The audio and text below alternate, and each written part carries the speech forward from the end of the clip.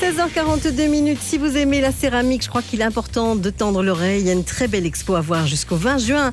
Du côté de Theux, ce sont les céramiques de Nouches. Bonjour. Bonjour Gabrielle.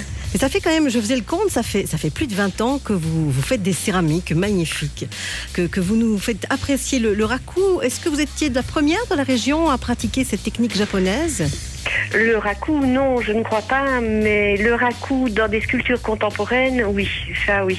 Et surtout des rakus de couleur, parce que le raku en général est blanc.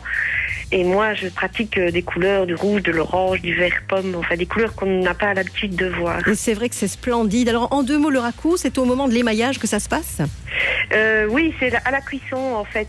C'est à la sortie du four, plutôt que de laisser refroidir le four et attendre que les pièces soient froides. Ici, entre 900 et 950 degrés, on ouvre le four et on crée un choc thermique entre la température extérieure et la température du four, ce qui provoque toutes les craquelures du raku.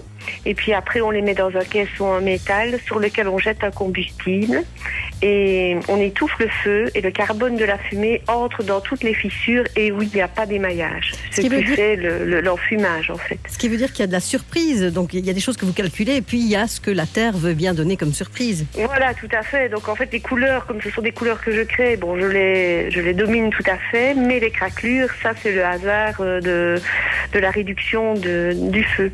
C'est assez physique comme boulot, ceci dit. Surtout quand on a des grosses pièces, oui. Parce qu'il y a 1000 degrés en face de nous quand on ouvre le four, donc il faut déjà être protégé contre la chaleur. Et on prend les pièces avec une pince, évidemment. Donc quand c'est des pièces de 5 à 10 kilos, c'est vrai que c'est physique. Alors quand on dit céramique, on pense plat, soupirre, etc. C'est pas trop votre truc, hein.